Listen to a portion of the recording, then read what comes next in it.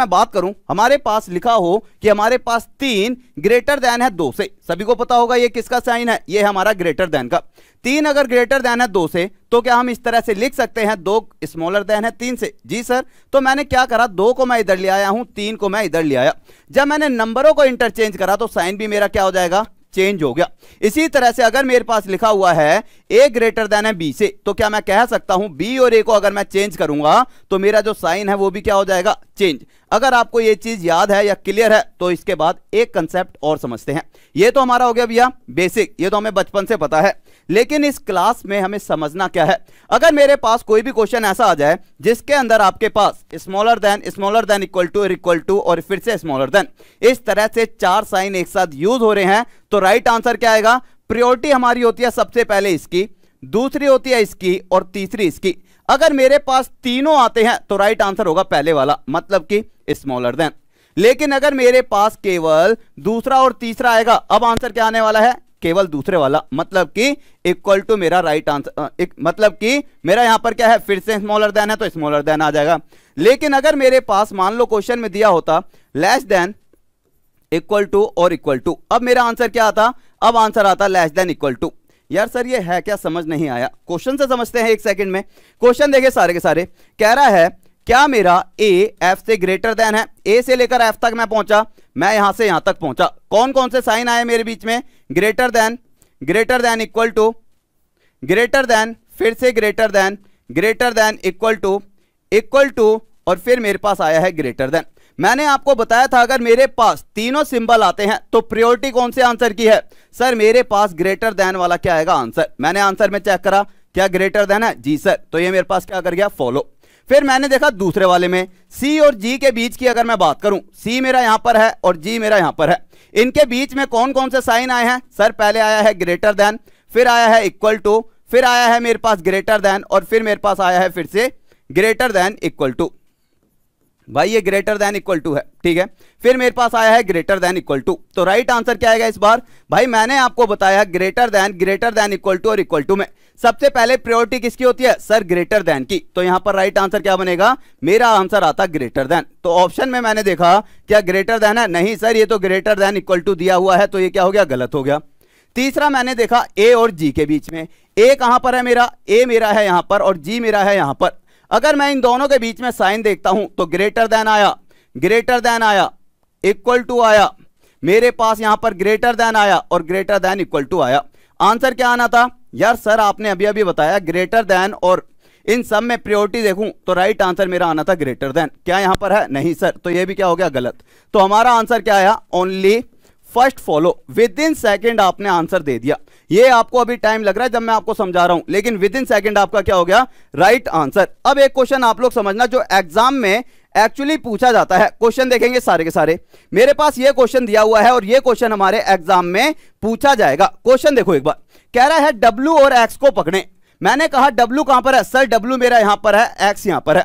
अगर मेरे पास डब्ल्यू यहां पर दिया हुआ है लेफ्ट में और यहां पर दिया हुआ है राइट में, पहले भैया इसके अकॉर्डिंग इसे रखना भी तो पड़ेगा। मतलब मेरे पास पहले एक्स आएगा फिर डब्ल्यू, तो मैं क्या करूंगा, इन दोनों में भी पहले एक्स रखूंगा और फिर बाद में डब्ल्यू। जब मैंने एक्स को उठाकर इधर रखा तो इसका साइन भी तो चेंज होगा। जी सर। अब इनके बीच में देख लो, मैंने पहले देखा इसको, फिर क्यू और एस को देखेंगे। क्यू कहां पर है? सर क्यू यहां पर है, एस यहां पर है, पहले क्या आना चाहिए, एस। तो मैंने एस यहां पर रखा, इक्वल टू का तो क्या ही चेंज होगा, यहां पर क्यू आ गया और ये मेरा क्या बन गया, न्यू ऑप्शन बन गए हैं। अब ये मेरे न्यू, लेकिन मुझे चेक किसके बीच में करना है? अब मेरा ये इससे कोई नाता नहीं है, नाता इससे है। यहां पर मेरे पास कौन कौन से आ रहे हैं? आप कहोगे सर मेरे पास अगर मैं एक्स और डब्ल्यू की बात करूं, एक्स और डब्ल्यू के बीच में मेरे पास इक्वल टू आया है, ग्रेटर देन आया है, तो मेरा राइट आंसर क्या आएगा? सर हमारा राइट आंसर आ जाएगा ग्रेटर देन। क्या सही है? बिल्कुल सही है।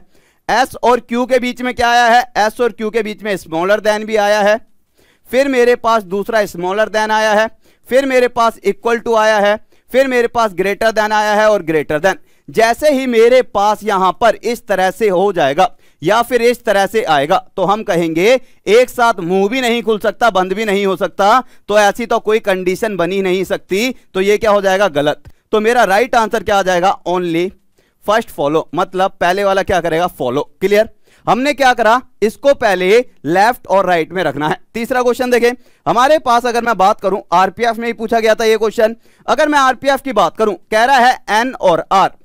भाई एन और आर को अगर मैं देखूं, ये क्वेश्चन देखो मेरे पास क्या दिया हुआ है, दो कथन दिए हुए हैं। अगर मैं बात करता हूं एन और आर की, एन बराबर है आर के, तो जहां पर एन लिखा है उसकी जगह हम क्या लिख सकते हैं, आर लिख सकते हैं। जी सर।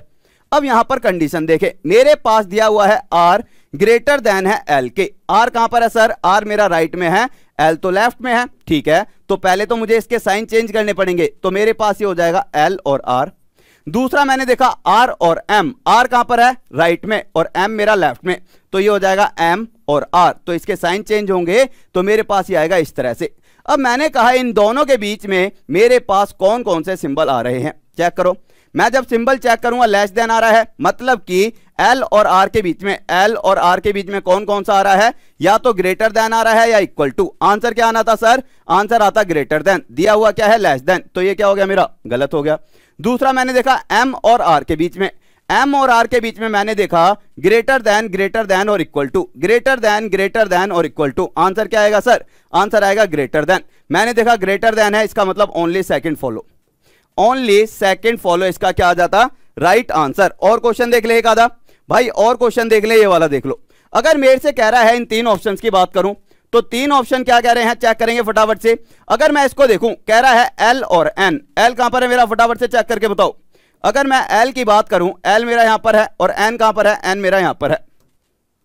ठीक है, एल और एन, तो मेरे पास एल और एन की पोजीशन सही है। जी सर, एल और एन की तो ठीक है।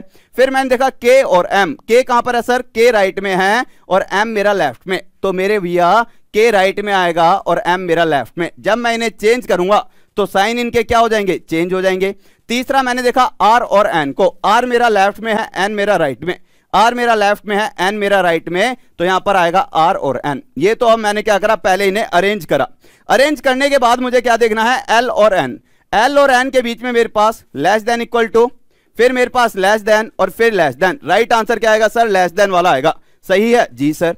एम और के के बीच में मैंने चेक करा, एम और के के बीच में मेरे पास आ रहा है लेस देन और लेस देन, क्या मेरा सही है राइट आंसर। जी सर, राइट आंसर आएगा लेस देन।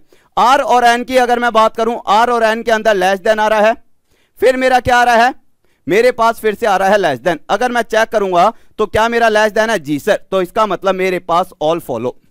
भाई सभी के सभी क्या करेंगे, फॉलो करेंगे। आर और एन की अगर मैं बात करूं तो मेरे पास लेस देन आया, एम और के की बात करूं तो मेरे पास लेस देन आया, एल और अगर मैं एन की बात करूं तो मेरे पास फिर से लेस देन इसका राइट आंसर आना था। सभी के सभी क्या करके फॉलो।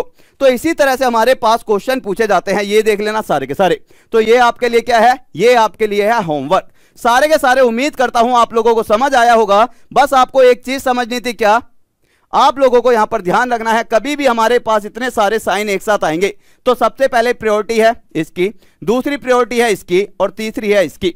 तो राइट आंसर आप आसानी से दे पाओगे। तो मेरे पास होमवर्क वाला क्वेश्चन जो है उसका सभी के सभी एक बार ट्राई करना, ठीक है। और हाँ, जाने से पहले आपको पता है रेलवे वाले बच्चों के लिए बहुत ही प्यारी सी चीज टॉप तक ऐप पर आ रखी है। कौन सी भाई, रीजनिंग का क्रैश कोर्स। मात्र प्राइस कितना है, केवल इसका प्राइस है 299 रुपए। तो सारे के सारे एनरोल कर लेना, और एनरोल करने के साथ साथ इसका आंसर जरूर देना। तो okay guys, thank you, take care, मिलते हैं फिर। जय हिंद, जय भारत, लव यू सभी को।